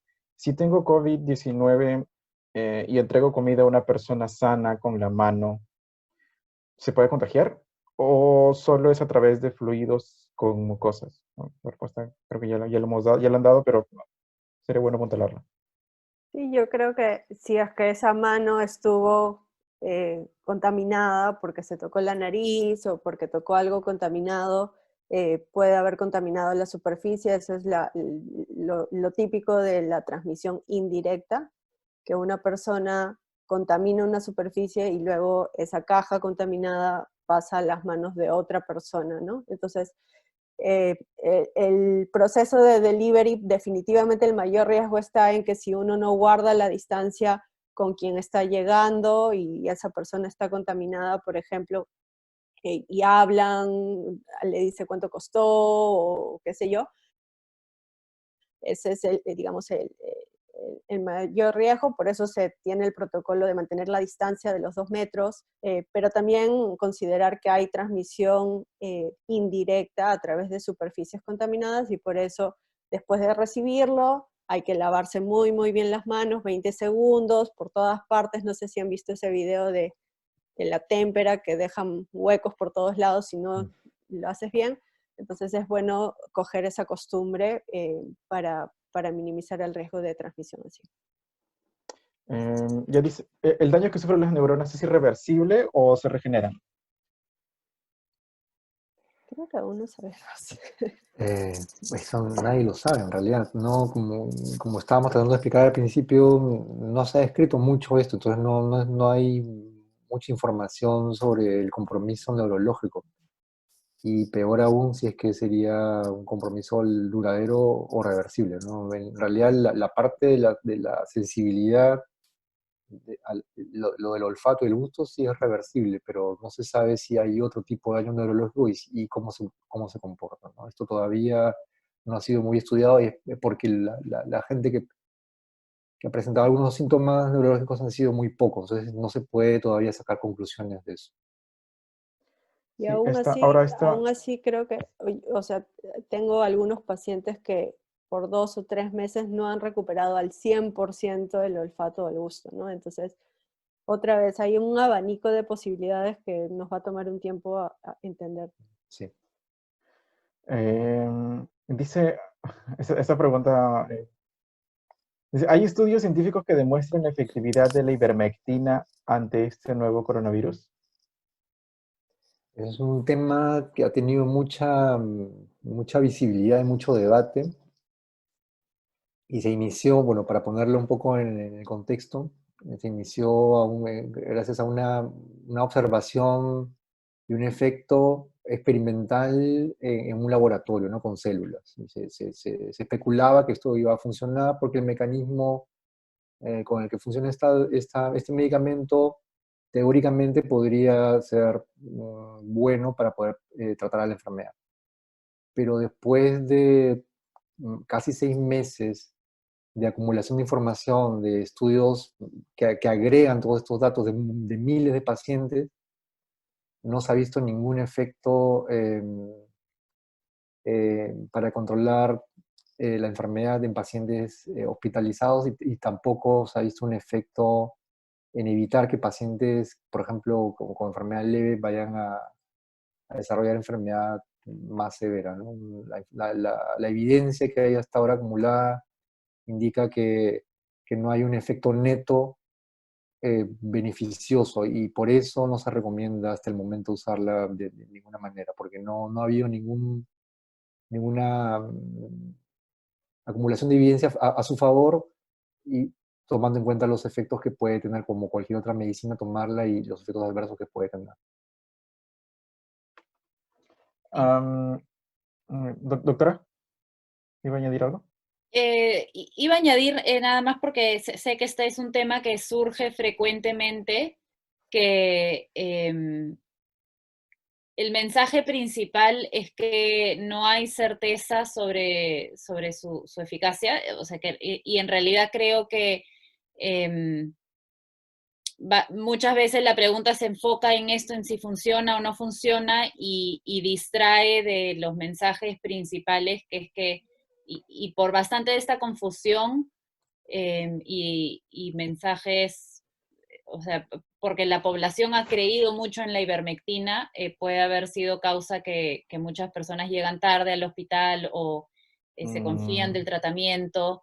Entonces, usualmente cuando me preguntan sobre el tratamiento, trato de enfocarlo a lo que sabemos que funciona, que es no distraernos por todos estos medicamentos, que ojalá algún día tengamos una cura, pero por el momento tenemos que saber que no va por ahí la cosa y va por todos los métodos que sabemos que funcionan. La siguiente pregunta dice, si este virus es más letal y más agresivo, ¿se justifican las medidas severas que fueron tomadas? Yo creo que al comienzo las medidas que se tomaron acá fueron totalmente justificadas. Recuerden que el Perú comenzaba en una situación crítica. Nuestro sistema de salud realmente estaba en situación crítica. Habíamos vivido con eso muchos años. Camille, Cristian, nosotros nos hemos entrenado fuera y al regresar uno siente la pegada eh, cuando uno está acá en el día a día, no se da cuenta de las diferencias tan marcadas que hay entre un país y el otro, lamentablemente en el sistema de salud. Y creo que tomando en cuenta esa situación, estaban justificadas. Si es que en ese momento se tomaba la medida de hacer poner a todos digamos, cuarentena, en que nadie salga, que se hiciera eso tan estricto, estoy segura que se hubieran perdido probablemente cientos de miles de vidas, porque no teníamos la capacidad hospitalaria para, como ya vimos, ¿no? Ni para darles oxígeno a las personas que ni siquiera desarrollaban enfermedad tan severa. Entonces eso nos ganó tiempo. Ahora, ¿qué sucedió después y por qué no tuvimos un mejor efecto? Creo que ya ahí se suman todas las cuestiones de la burocracia, en la respuesta en ese tiempo ganado, en donde hemos invertido todos nosotros eh, la libertad de poder salir, la libertad de poder trabajar, ha habido un impacto económico gigante. Ese tiempo ganado no se supo aprovechar bien por toda la lentitud que hay en gestión. eh, pero bueno, algo se incrementó, ¿no? Sabemos que comenzamos con 100, menos de 200 camas UCI y ahora hay muchas más. Y eso ha permitido dar soporte a muchas personas, igual con el oxígeno. Si hubiéramos tenido en el Perú la situación que se dio en Iquitos, hubiera sido realmente catastrófico, ¿no? Que ya lo fue, me lo decís, entonces ya es catastrófico. O ya fue catastrófico, en todo caso. Doctor. No, sí, es simplemente recalcar que por más que el costo ha sido muy alto de implementar estas medidas, y el costo social, el costo civil, el costo en general, pero la justificación es la que explicó muy bien Schreller, ¿no? Lo que se busca, básicamente se buscaba y se sigue buscando, y no solamente en Perú, sino en todos lados, es tratar de minimizar la densidad de personas que necesitan atención especializada y crítica en una unidad de tiempo. Porque uno puede manejar un número de pacientes críticos con los recursos que tiene, pero si este número se triplica o cuatriplica, no vas a poder manejarlo. Entonces, las medidas, aparte de disminuir la transmisión, también le dan una especie de colchón de seguridad al sistema de salud que está ya un poco en el borde, en el límite, para poder manejar estos casos severos que se veían que iban a llegar, ¿no? Entonces, y eso va a seguir por un tiempo también. Entonces, mientras se pueda mantener este tipo de medidas y disminuir la cantidad de casos severos que tiene que manejar el personal de salud y el sistema de salud por día, sí va a seguir siendo algo positivo.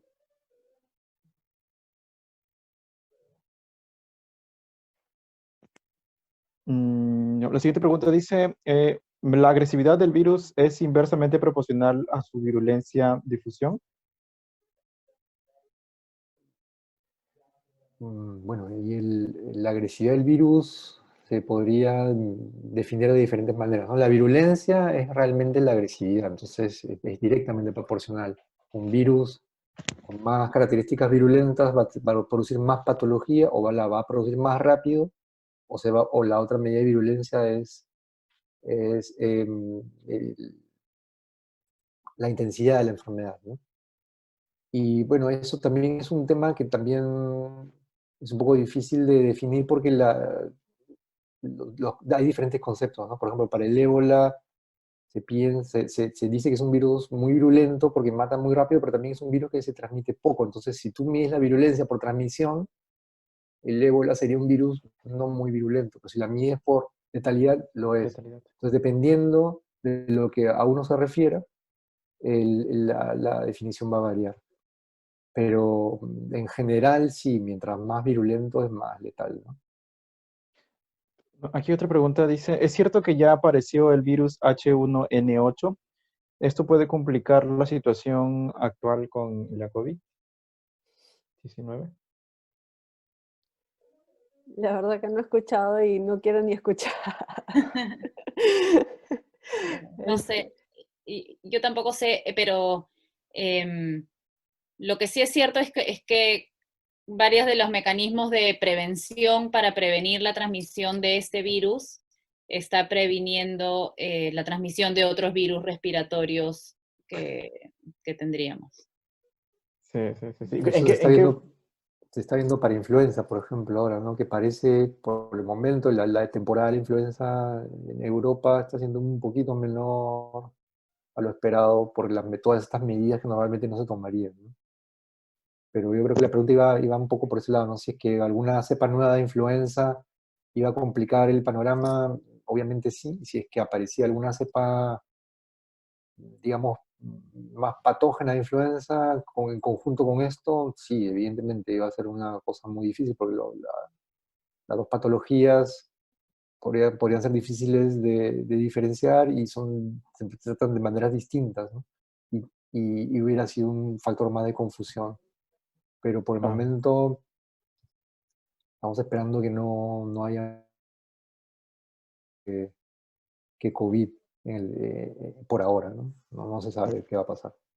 Sí, creo que el eh, concepto es que no estamos libres de que aparezca otro virus emergente, ¿no? O sea, todo el tiempo están los virus en otras especies teniendo mutaciones y es cuestión de suerte que se haga esa triada epidemiológica en donde justo en el sitio perfecto esté el hospedero y el agente que ha adquirido esa mutación para hacer esa transición y que podamos tener otro virus nuevo, humano, y que tenga la posibilidad de causar una epidemia, pandemia, etcétera, ¿no? Entonces, lamentablemente esta no va a ser la última probablemente, ojalá que para nosotros sí, pero no se sabe nunca.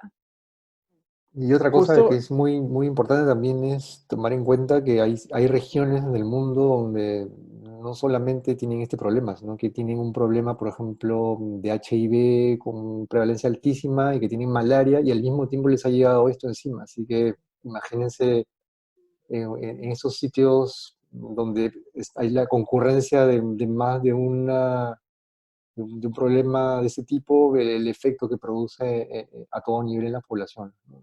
En el Perú, mismo Perú, nosotros teníamos ese problema de Sí. dengue claro, en Amazonía.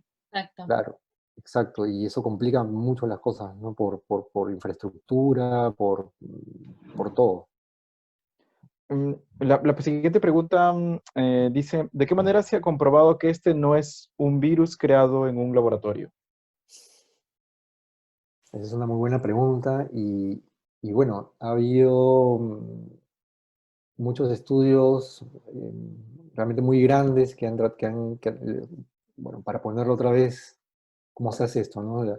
Cuando aparece un virus, se trata de determinar qué tipo de material genético tiene y se determina la secuencia genética del virus, ¿no? Una vez que uno tiene eso, la puede comparar con la secuencia genética de otros virus que ya están descritos.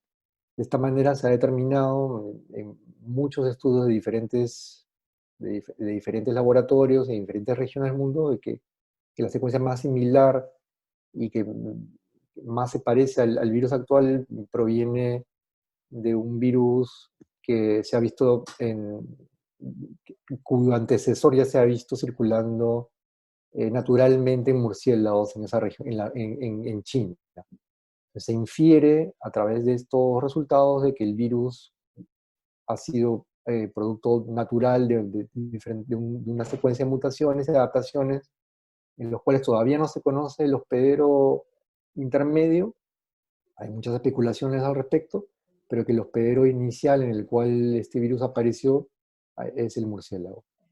Y la otra forma de verlo es que analizando esta secuencia se ve que coincide con muchas secuencias que naturalmente ya existen. Entonces no hay ningún rastro de que haya habido alguna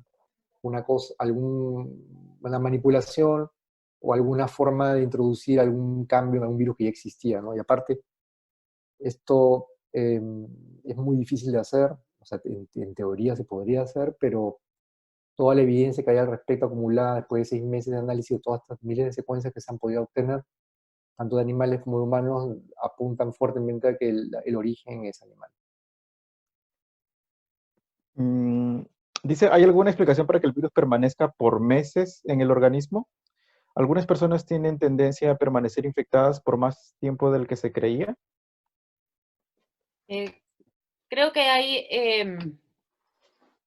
hay un par de factores. Uno es el tiempo que la persona puede seguir contagiando a otra persona. Y eso, hasta ahora toda la evidencia que yo he visto es que es principalmente los primeros 10 días. Quizás en algunos casos de enfermedad más severa las personas pueden seguir contagiando por más tiempo, pero eso no ha cambiado. Principalmente una persona se contagia y desde que empieza a hacer síntomas, contagia a otras personas sobre todo los primeros días, pero hasta 10 días. Ahora, algunas personas tienen síntomas que pueden durar mucho más. Los síntomas pueden durar, en la mayoría de personas, sobre todo en los casos leves, se resuelven antes de las 3 semanas, pero en algunas personas los síntomas pueden durar meses. Y conforme ha habido viendo más casos, se está recolectando más información y se está estudiando más en detalle a estas personas que 3 o 4 meses después de la infección inicial pueden seguir teniendo síntomas. Hasta los artículos que yo he visto sobre el tema hay diferentes teorías. No sé si Fiorella o Cristian tengan más información, pero una es que sea que el virus activa, es más como una respuesta inmune de la persona que permanece por más tiempo, no necesariamente el virus mismo, sino que como que crea un desequilibrio de la respuesta inmune de la persona. Y otro es que el virus de cierta manera se reactiva de vez en cuando y causa como olas de enfermedad. ¿El virus se Ahora, reactiva? ¿perdón? ¿El virus se reactiva? Como que después de que la persona digamos, lo combate y se van los efectos, después de eso puede otra vez como causar una nueva ola de inflamación, por decirlo de alguna manera. Y definitivamente esto no es lo más común. La mayoría de personas parece que se recuperan y no tienen síntomas, pero nuevamente, como son millones de casos, cada vez vamos a tener más de estas personas que tienen síntomas a largo plazo. Ok. Sí, creo que Pareciera, por lo que se ha estudiado hasta el momento, que esos efectos duraderos son más que nada, digamos, secuelas a nivel de distintos tejidos, ¿no? Por ejemplo, ahí entra a tallar, probablemente lo que se está postulando es un efecto en la parte neurológica, ya de periférica, puede haber algún problema de neuropatías, puede haber un problema de disautonomía, al parecer muchas personas quedan con taquicardias, mareos cuando se paran, y parece que es una disautonomía, o sea, estos nervios que normalmente están alrededor de los vasos sanguíneos y que regulan, digamos, cómo fluye nuestra sangre, varias cosas en nuestro cuerpo quedan un poco eh, mal regulados, digamos. Y otra cosa es estas olas que describe Camille, que sí se están describiendo bastante, que vienen episodios por una semana, se van y después regresan, y pareciera que eso es algún tipo de evento casi autoinmune, ¿no? O sea, el virus estuvo ahí, despertó a tu sistema inmune y este se confundió, y ahora que el virus ya no está, cada cierto tiempo se enciende y causa síntomas. Cuando se ha tratado de ver si hay virus, otra vez regresamos al virus activo, porque creo que la pregunta podría haber ido un poco por allá. Sí se ha visto que algunos pacientes que se han recuperado e incluso ya no tienen síntomas, pero que les repiten la prueba molecular a las 3 semanas, a las 4 semanas, a los 2 meses, una proporción muy, muy, muy chiquitita puede tener prueba molecular positiva después de varias semanas. Y cuando se ha visto si este virus, lo que yo uso para activo es lo que a veces en la traducción se pierde un poco esa denominación, pero básicamente lo que hacen es ver si ese virus tiene la capacidad de replicarse en un laboratorio, ¿no? En un cultivo celular, y ese virus que es recuperado con la prueba molecular puede replicarse. Y lo que se ha visto es que no, entonces se asume que es un virus no activo, ¿no? Que no puede replicarse y por lo tanto no tiene capacidad de infectar. Probablemente son remanentes del virus, ya que la prueba molecular detecta el material genético del virus. Eh, entonces podría ser que sea un virus no activo, ¿no? Eso es lo que se ha demostrado en la gran mayoría de personas que ha sido evaluada en estudios y que mantenían esa positividad, digamos, de pruebas moleculares por más tiempo. Vale. Dice, los sintomáticos contagian hasta 14 días. Los asintomáticos, ¿por cuánto tiempo contagian? Es una buena pregunta. No está muy claro todavía eso. Se cree que es casi el mismo tiempo. Es más, hay estudios que muestran que el nivel de la cantidad de virus que tienen los asintomáticos es igual o a veces hasta mayor que las pacientes que tienen síntomas. Entonces no hay una relación directa entre la cantidad de infección que tienes y los síntomas. Simplemente cómo tu cuerpo reacciona a la enfermedad determina sus síntomas.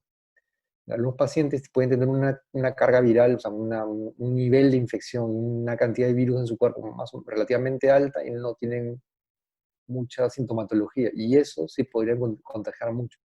Pero como todo es tan variable, la cantidad de virus en un asintomático en general no se conoce, porque no se estudia, no se ha hecho estudios, como estos pacientes tampoco van al hospital, no se los puede estudiar bien, entonces no se sabe bien si tienen mucho virus o poco virus, o igual virus que un sintomático. En promedio es casi igual, pero esto también es un promedio, hay extremos, ¿no? El promedio te puede decir que sí, pero no sabe si hay un grupo en el que tiene menos virus, igual contagian, o más virus y no contagian mucho. Y todo ese espectro que se ha estado viendo a nivel no solamente de la carga viral, sino de los síntomas y todo lo que hemos estado explicando, es una cosa que realmente hace muy difícil generalizar, hace muy difícil llegar a conclusiones prácticas de poder dar una recomendación y decir, bueno, los asintomáticos no infectan mucho, así que no se preocupen, no se puede hacer esa recomendación, porque en realidad ese grupo es tan variable con respecto a su infectividad que es preferible ser más cauto, ¿no? En ese sentido. Sí, sí, acabo de recordar lo que dijo la ministra. Dice, ¿qué factores son determinantes para que se produzca una infección de COVID? Carga viral, virus activo, tiempo de exposición, etcétera. ¿Cómo se relaciona esto con las medidas de prevención a tomar?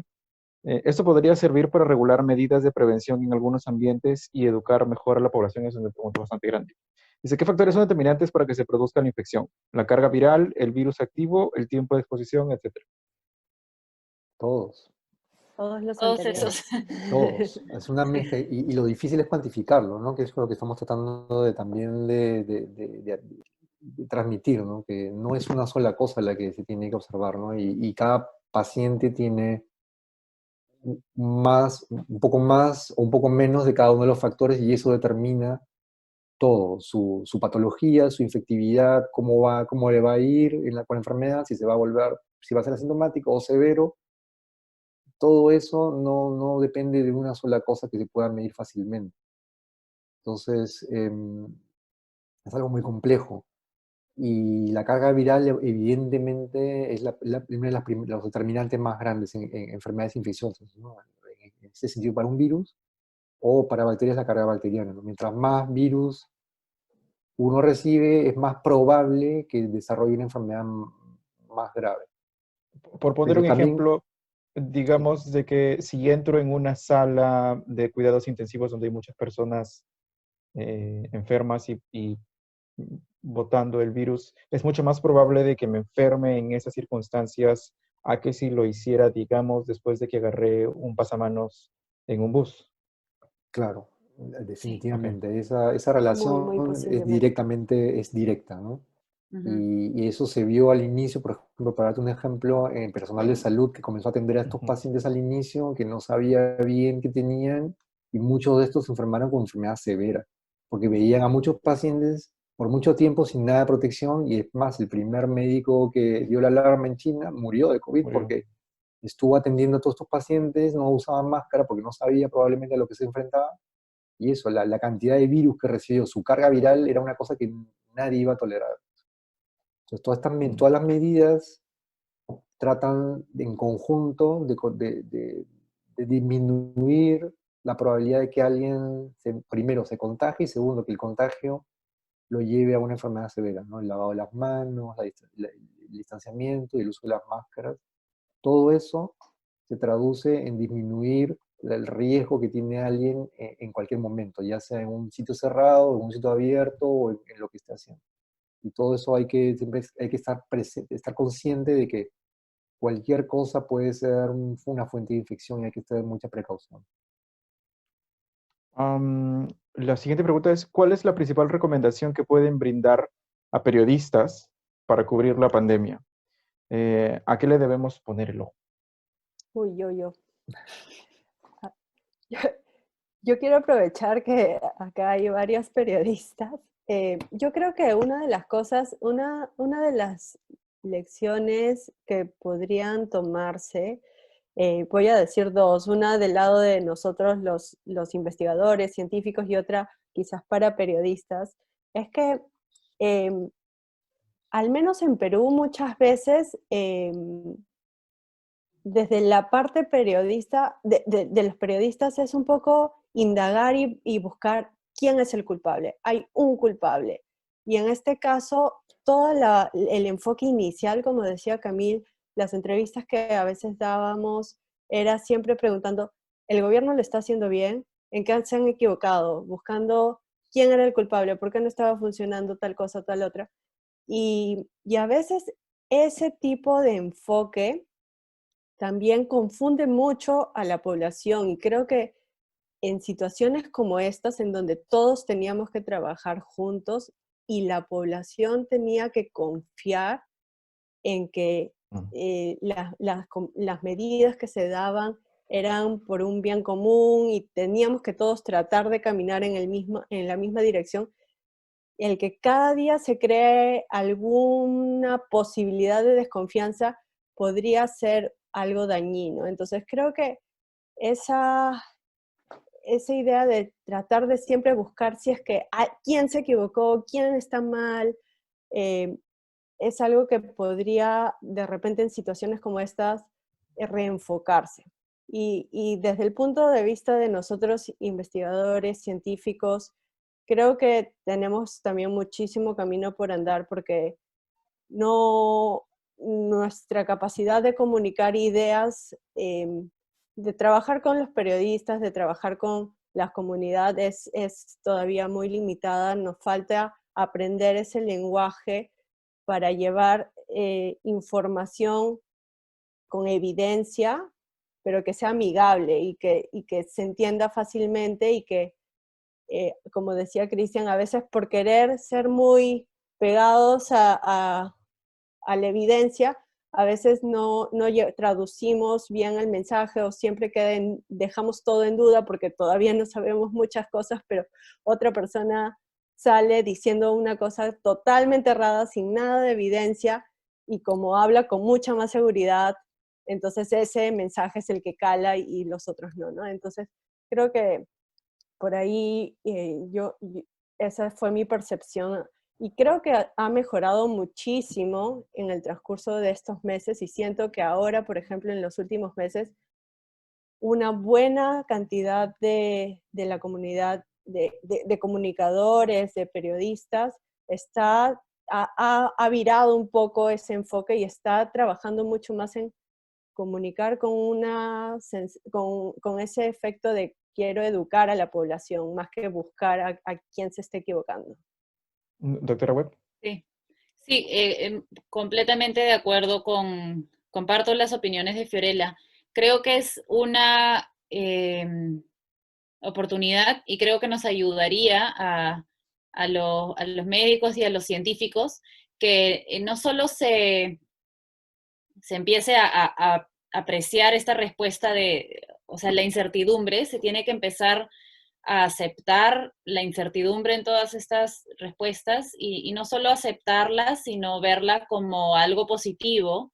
Y como dice Fiorella, muchas veces al principio, sobre todo, ha tenido mayor protagonismo las voces que daban respuestas con total certeza o con claridad. Y claro, o sea, se entiende, a la gente le gustaría saber,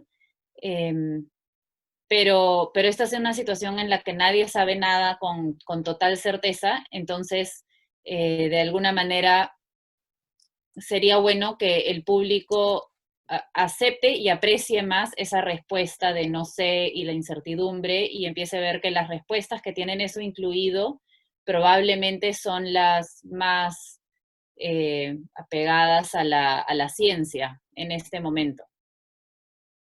Doctor. Sí, totalmente de acuerdo, ¿no? Y siempre recordar que la ciencia se va haciendo día a día, ¿no? Y los descubrimientos no son fijos. Lo que alguien dijo el día de ayer puede cambiar completamente el día de mañana.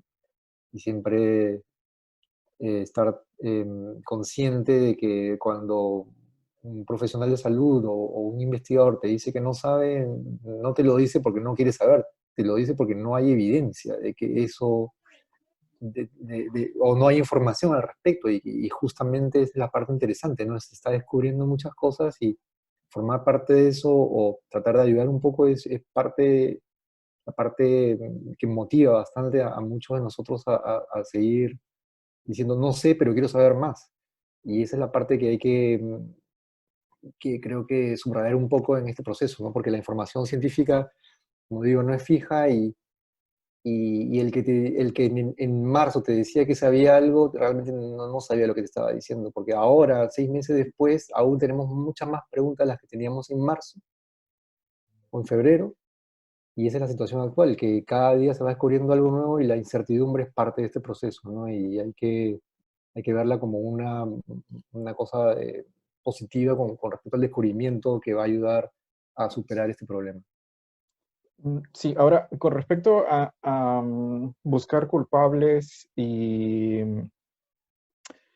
señalar personas. Aquí sí voy a jugar un poco a ser el abogado del diablo. Yo escribo sobre ciencia principalmente, pero también hago esta labor periodística, y una de las labores del periodista es señalar si es que eh, alguien está haciendo algo mal. Entonces, ahí tiene que haber un punto de equilibrio. No siempre se tiene que, por ejemplo, investigar la corrupción sin necesidad de desautorizar a las voces autorizadas con respecto al cuidado de, de todos nosotros, de la sociedad, en este caso. Una pregunta más, creo que sigamos cerrando porque ya van a ser las 9. Dice, ¿qué opinión tienen sobre el uso del dióxido de cloro como tratamiento? ¿Explicas algo más explicar algo más que solo decir es un desinfectante, por favor? Nos pregunta, no dicen quién, pero es la pregunta. Sobre lo que, bueno, sí, bueno, sobre el dióxido de cloro. Básicamente no es un tratamiento, es una sustancia, no se le puede llamar un medicamento, pero no ha sido respaldada por ninguna sociedad científica, ninguna sociedad médica. No hay, no solo no hay estudios que respalden su uso, ni un mecanismo biológico que respalde su uso, pero también hay daño, hay evidencia de toxicidad y de daño que puede causar. Entonces, creo que eso también ha sido una oportunidad perdida en la comunicación, que se le ha dado bastante énfasis a la controversia, y esto ha incluido a médicos que han estado respaldando esta sustancia, pero no tiene ningún lugar realmente en la respuesta de la pandemia. De acuerdo, así es. Se ha hablado mucho al respecto y el problema es que se le ha dado voz a gente que no tiene autoridad o experiencia o trayectoria en medicina o en investigación, y se los ha puesto en una plataforma comunicando algo que en realidad es una pseudociencia, no es, no hay ninguna evidencia de ningún tipo que indique que esto funcione. Y lo que, como dice Camille, la única evidencia que hay es que puede causar mucho daño, ¿no? Y se entiende de cierta manera que en un momento de desesperación y en el cual hay tanta incertidumbre, mucha gente busca una forma de encontrar una solución a un problema que no puede comprender o que no puede, que para lo que no hay una respuesta básica, y hay mucha desinformación al respecto. Hay mucha gente que quiere aprovecharse de esto también, ¿no? Y eso hay que decirlo como es. Hay mucha gente que se va a que se ve, piensa, ve un negocio ahí, se va a beneficiar, no solamente monetariamente, sino con tiempo y va a ser vista al mencionar este tipo de cosas, ¿no? Y hay que confiar en que los profesionales de salud nunca van a ocultar información, y es más, cuando hay información que no está clara, nunca van a poner al mismo nivel de evidencia científica que sí existe, ¿no? Y hay que confiar en los médicos, en este caso, ¿no? Y los médicos, la mayoría, bueno, todas las sociedades científicas, como se han mencionado, tienen una posición muy fuerte al respecto, y no hay mucha vuelta que darle al asunto. Ahora, el trabajo del periodista se hace un poco más complicado cuando ocurre argumento de autoridad. ¿Qué pasa si viene un jefe de un laboratorio o un empresario que ha invertido todo su dinero en una vacuna a decirte que la ivermectina funciona? ¿Cómo tú como periodista puedes discernir si es que esa información es válida o no?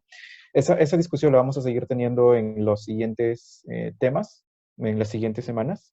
Para finalizar, la pregunta es, ¿cuál o cuáles han sido sus aprendizajes y reflexiones personales hasta el momento en cuanto a la labor periodística?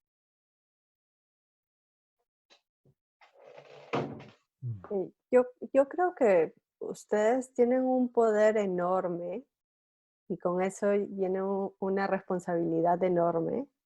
Y en Bueno, realidad ustedes pueden,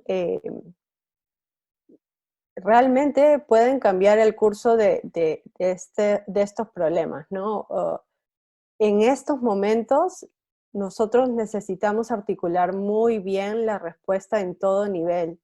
Y, y creo que ustedes tienen esa plataforma y pueden ayudarnos a los tomadores de decisiones, a los investigadores, a los médicos, a articularnos con la población, ¿no?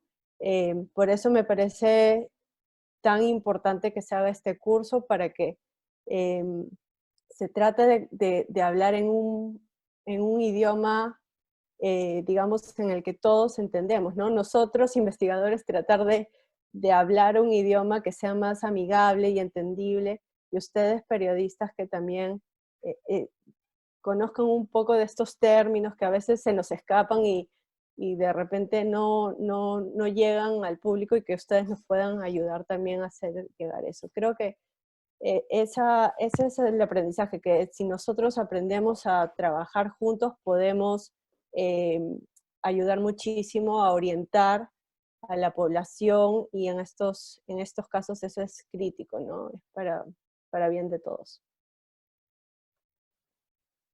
Y eh, la mejor información, o sea, la mejor herramienta para combatir un problema como esto es la información. Y el periodismo es una parte esencial de ahí, en la transmisión de la información y en filtrar la información de acuerdo a la evidencia y al soporte que tiene. Entonces es una labor fundamental, y eso se ha visto ahora amplificado de una manera que yo no había visto antes, ¿no? Antes, el periodismo que se dedicaba a redactar o a informar cosas sobre ciencia era muy pequeño en realidad, y Hola. era muy bola, era muy pequeño Hola, y hola. muy, hola, y muy restringido a noticias muy llamativas, ¿no? Pero era una transmisión más o menos directa de un resultado, o sea, simplificación de un mensaje complejo para informar. Ahora no solamente eso, sino es también filtrar la cantidad de información mm, y saber encaminar bien el argumento para que el argumento sea real y no sea basado en qué cosa va a ser más llamativa, con quién va a ver más mi nota o cómo voy a lograr más público, ¿no? En realidad, en este caso, la información es esencial para que la población mantenga al tanto y que pueda confiar en, en el avance que está haciendo en todo sentido, ¿no? Y en las autoridades que están tomando las decisiones. sí, finalmente nosotros nos debemos a la sociedad. Nuestra labor es esa. Y en especial la labor de este equipo de Ojo Público, de N+1, Científicos.p y de la Asociación Peruana de Comunicadores de la Ciencia es esa, hacer un vínculo entre la sociedad, en este caso la comunidad de periodistas, y la comunidad científica. Bueno, creo que eso ha sido todo. Muchas gracias a ustedes, doctores, por su tiempo. Muchas gracias a los participantes. Los videos van a ser publicados en las distintas plataformas de las organizaciones que acabo de mencionar, tanto en YouTube como en redes sociales. Y si hubiese alguna pregunta que se nos fue, probablemente se pueda hacer en las siguientes reuniones. Más bien, antes de que se vayan todos, me están pidiendo una foto grupal de cierre con las personas que por ahí si quieren activar sus cámaras. No sé, yo no estoy en un celular, así que no puedo tomar las fotos. Si es que alguien me ayuda ahí, Bruno, Brian, ustedes me dicen. No sé si está Nelly por ahí.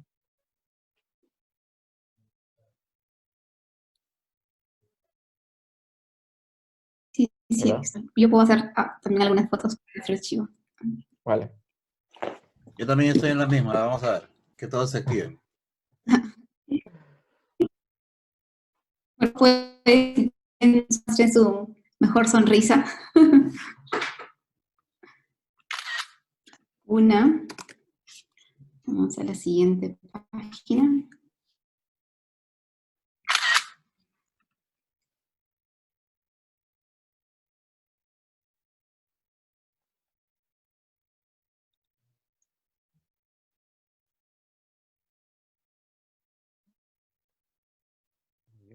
Listo. ¿No, Bruno? ¿O tú cómo vas? Bueno, igual también quiero aprovechar para, si es que alguien tiene más preguntas o más interés en conversar de algún tema del cual hemos discutido, pueden hacernos llegar sus preguntas a través de Víctor, y nosotros estaremos con gusto de ayudarlos o de colaborar en lo que podamos. Muchas Gracias, gracias. gracias, doctor. Entonces, Muchas nos gracias. vemos mañana, a la misma hora, todos a las 7, para el segundo día del curso. Nos vemos. Gracias. Chao, chao. Luego, Gracias, gracias. gracias, gracias.